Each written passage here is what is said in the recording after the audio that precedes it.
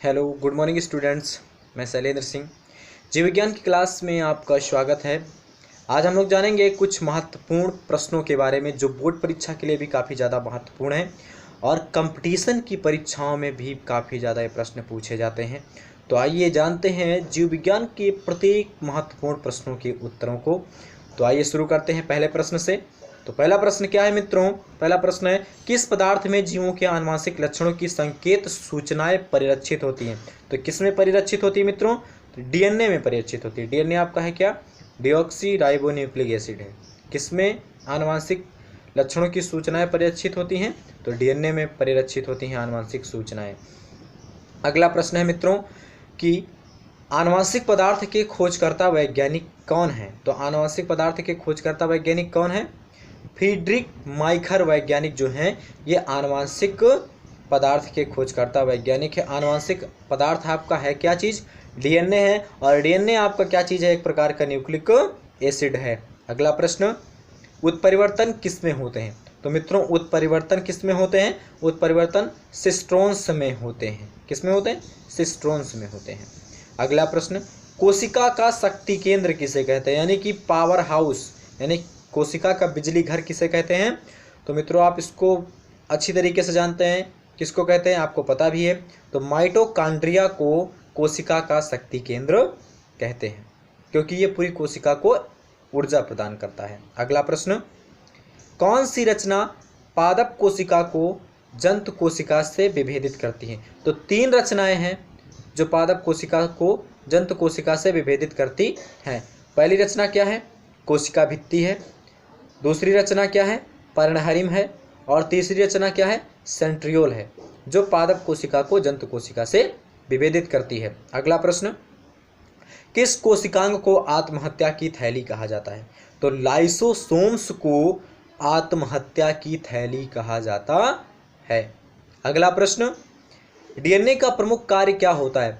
तो डीएनए का प्रमुख कार्य क्या होता है? आनुवंशिक सूचनाओं का संचालन करना, ये डीएनए का महत्वपूर्ण कार्य है। अगला प्रश्न मित्रों, आरएनए पाया जाता है। तो आरएनए कहाँ पाया जाता है? कोशिका द्रव्य में पाया जाता है। कहाँ पाया जाता है? कोशिका द्रव्य में आरएनए पाए जाते हैं। अगला प्रश्न, जीन का सर्वप्रथम कृत्रिम संश्लेषण किसने किया? तो जीन का सर्वप्रथम कृत्रिम संश्लेषण करने वाले वैज्ञानिक आपके कौन हैं? हरगोबिंद खुराना जी ने जीन का सर्वप्रथम कृत्रिम संश्लेषण किया। किसने किया? हरगोबिंद खुराना। अगला प्रश्न, प्राकृतिक चयन सिद्धांत का प्रतिपादक का नाम क्या है? तो प्राकृतिक चयन सिद्धांत के प्रतिपादक का नाम है चार्ल्स डार्विन। अगला प्रश्न जानते हैं, मेढक में श्वसन किस अंग द्वारा होता है? तो मेढक में श्वसन किस अंग द्वारा होता है? त्वचा के द्वारा होता है, क्लोमों के द्वारा होता है और फेफड़ों के द्वारा मेढक में क्या होता है? श्वसन होता है। अगला प्रश्न, विश्व का सबसे छोटा पक्षी कौन सा है? तो आप लोग जानते हैं हमिंग बर्ड पक्षी ये विश्व का सबसे छोटा पक्षी होता है। मेढक, अगला प्रश्न, मेढक किस वर्ग का जंतु है? तो मेढक एम्फीबिया वर्ग का जंतु कहलाता है। अगला प्रश्न मित्रों, ऊतकों के अध्ययन संबंधी विज्ञान को हम लोग क्या कहते हैं? तो ऊतकों के अध्ययन संबंधी विज्ञान को हम लोग हिस्टोलॉजी कहते हैं। क्या कहते हैं? हिस्टोलॉजी कहते हैं। अगला प्रश्न, रक्त किस प्रकार का ऊतक है? तो रक्त आपका एक प्रकार का संयोजी ऊतक कहलाता है। ये एक प्रकार का संयोजी ऊतक है। अगला प्रश्न, मानव शरीर में हड्डियों की संख्या कितनी होती है? मानव शरीर में हड्डियों की संख्या 206 होती है। कितनी होती है? 206 होती है। अगला प्रश्न, वृक्क की कार्यात्मक इकाई क्या है? तो वृक्क की कार्यात्मक इकाई क्या है? नेफ्रॉन हो। वृक्क की कार्यात्मक इकाई नेफ्रॉन कहलाती है। अगला प्रश्न, विटामिन डी का रासायनिक नाम बताइए। तो मित्रों विटामिन डी का रासायनिक नाम क्या होता है?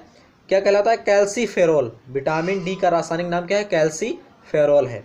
अगला है, किडनी का मुख्य कार्य क्या होता है? तो किडनी का मुख्य कार्य होता है शरीर से अपशिष्ट पदार्थों का उत्सर्जन करना। यह किडनी का मुख्य कार्य होता है। अगला प्रश्न जानते हैं मित्रों, जीवन की सबसे छोटी व कार्यात्मक इकाई क्या है? तो जीवन की सबसे छोटी व कार्यात्मक इकाई आपकी क्या है? जीवन की सबसे छोटी कार्यात्मक इकाई आपकी कोशिका है। कोशिका क्या है? जीवन की सबसे छोटी व कार्यात्मक इकाई है। अगला प्रश्न, कोशिकाओं का अध्ययन क्या कहलाता है? तो कोशिकाओं का अध्ययन साइटोलॉजी कहलाता है। फिर अगला है, कीटों का अध्ययन क्या कहलाता है? कीटों का अध्ययन एंटोमोलॉजी कहलाता है। फल का अध्ययन क्या कहलाता है? पोमोलॉजी कहलाता है। पुष्प का अध्ययन क्या कहलाता है? फ्लोरिकल्चर कहलाता है। अगला प्रश्न है फिर, सब्जी का अध्ययन क्या कहलाता है? ओलेरीकल्चर कहलाता है। ये हुए इतने प्रश्न। अगला प्रश्न है आपका, धान का वैज्ञानिक नाम क्या है? तो धान का वैज्ञानिक नाम है ओरिजा सटाइवा। क्या है? ओरिजा सटाइवा। अगला प्रश्न, मक्खी का वैज्ञानिक नाम बताइए। तो मक्खी का वैज्ञानिक नाम आपका क्या है? मस्का डोमेस्टिका है। क्या है? मस्का डोमेस्टिका है। अगला प्रश्न, गेहूं का वैज्ञानिक नाम बताइए। वानस्पतिक नाम क्या है गेहूं का? तो गेहूं का वैज्ञानिक नाम है आपका ट्राइटिकम एस्टिवम। क्या है? ट्राइटिकम एस्टिवम, ये गेहूं का वैज्ञानिक नाम है। अगला प्रश्न, किस जीव में रक्त नहीं होता है फिर भी वे सांस लेते हैं? कितना अच्छा क्वेश्चन है। किस जीव में रक्त नहीं होता है फिर भी वे सांस लेते हैं? तो कौन सा जीव है? वो जीव है आपका हाइड्रा। क्या है? हाइड्रा है। अगला प्रश्न, दिल का दौरा किस कारण से होता है? तो हृदय में रक्त की आपूर्ति के कारण ही दिल का दौरा होता है। अगला प्रश्न, रक्तचाप मापने वाले यंत्र को क्या कहते हैं? तो रक्तचाप मापने वाले यंत्र को हम लोग स्फिग्मोमैनोमीटर कहते हैं। अगला प्रश्न, रक्त का थक्का बनने तथा जमने में कौन सा विटामिन सहायक होता है? तो रक्त का थक्का बनने तथा जमने में आपका फाइब्रिनोजिन यानी कि फाइब्रिनोजेन नामक क्या होता है? विटामिन, ये सहायक होता है रक्त का थक्का बनाने में। अगला प्रश्न, शुद्ध जल का पीएच मान कितना होता है? तो मित्रों शुद्ध जल का पीएच मान आपका 7 होता है। कितना होता है? 7 होता है। अगला प्रश्न, सेब का खाने योग्य भाग कौन सा है? तो सेब का खाने योग्य भाग आपका क्या होता है? मासल पुष्पासन, ये सेब का खाने योग्य भाग होता है। अगला प्रश्न, मनुष्य के शरीर को कितने प्रकार के प्रोटीनों की आवश्यकता होती है? तो मनुष्य के शरीर को 20 प्रकार के प्रोटीनों की आवश्यकता होती है। अगला प्रश्न, एक स्वस्थ मनुष्य का रक्तचाप कितना होना चाहिए? तो एक स्वस्थ मनुष्य का रक्तचाप कितना होना चाहिए? 120/80 होना चाहिए। 120/80 होना चाहिए। एक स्वस्थ मनुष्य का रक्तचाप इतना होना चाहिए, बीपी इतनी होनी चाहिए। अगला प्रश्न, किस वर्ग के पौधों में बीज बनते हैं परंतु बीज नग्न रूप में पौधे पर लगे होते हैं? तो जिम्नोस्पर्म वर्ग के पौधों में बीज होते हैं लेकिन वो बीज क्या होते हैं? नग्न लगे होते हैं पौधे पर। ठीक है, उस पर कोई आवरण नहीं होता है। अगला प्रश्न, किसी पत्ती का मुख्य कार्य क्या होता है? तो किसी पत्ती का मुख्य कार्य होता है भोजन तैयार करना। और पत्तियां भोजन कैसे तैयार करती हैं? सूर्य के प्रकाश के द्वारा। सूर्य के प्रकाश जब पत्तियों पर पड़ता है तो फोटोसिंथेसिस की प्रोसेस होती है, यानी कि प्रकाश संश्लेषण की क्रिया होती है और पत्तियां अपना भोजन बनाना स्टार्ट करती हैं। किसकी उपस्थिति में? सूर्य के प्रकाश की उपस्थिति में पत्तियां अपना भोजन बनाती हैं। तो पत्ती का मुख्य कार्य क्या है? भोजन तैयार करना। अगला प्रश्न, मनुष्य की खोपड़ी में कितनी हड्डियां होती है? तो मनुष्य की खोपड़ी में 8 हड्डियां होती है। कितनी होती है मित्रों? 8 हड्डियां होती है मनुष्य की खोपड़ी में। अगला प्रश्न, जीवाणु की खोज करने वाले सर्वप्रथम वैज्ञानिक कौन है? तो जीवाणु की खोज करने वाले सर्वप्रथम वैज्ञानिक ल्यूवेनहॉक जी हैं। कौन है? ल्यूवेनहॉक हैं, जिन्होंने जीवाणु की खोज की। अगला प्रश्न, साबूदाना किससे बनाया जाता है? तो साबूदाना आपका साइकस से बनाया जाता है। किससे बनाया जाता है? साइकस से साबूदाना बनाया जाता है। अगला प्रश्न जानते हैं, मनुष्य के शरीर में हृदय को एक बार धड़कने के लिए कितना समय लगता है? तो मनुष्य के शरीर में हृदय को एक बार धड़कने के लिए 0.8 सेकेंड का समय लगता है। अगला प्रश्न, जीन कहाँ स्थित होते हैं? तो आप लोग जानते हैं जीन कहाँ स्थित होते हैं? जीन गुणसूत्रों में स्थित होते हैं। अगला प्रश्न, शरीर का तापक्रम कहाँ नियंत्रित होता है? तो शरीर का तापक्रम हाइपोथैलेमस में नियंत्रित होता है। और हाइपोथैलेमस आपकी सुपर मास्टर ग्लैंड कहलाती है और पिट्यूटरी आपकी मास्टर ग्लैंड कहलाती है। तो शरीर का ताप कहाँ नियंत्रित होता है? हाइपोथैलेमस में नियंत्रित होता है शरीर का ताप। अगला प्रश्न, चिकित्सा शास्त्र का जनक किसे माना जाता है? तो चिकित्सा शास्त्र का जनक हिप्पोक्रेट्स, यानी हिप्पोक्रेट्स को चिकित्सा शास्त्र का जनक माना जाता है, पिता माना जाता है।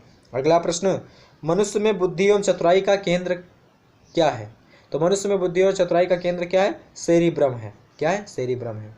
अगला प्रश्न, ऑक्सीजन है, ऑक्सीजन एक प्रकार की क्या है? एंजाइम है। अगला प्रश्न, वायुमंडल में सामान्यतः CO2 पाया जाता है, यानी CO2 की मात्रा वायुमंडल में कितनी होती है? तो 0.03% की मात्रा होती है CO2 की, किसमें? वायुमंडल में। अगला प्रश्न, स्वस्थ मनुष्य के शरीर में रक्त की मात्रा कितनी होती है? तो स्वस्थ मनुष्य के शरीर में रक्त की मात्रा 5 से 6 लीटर होती है।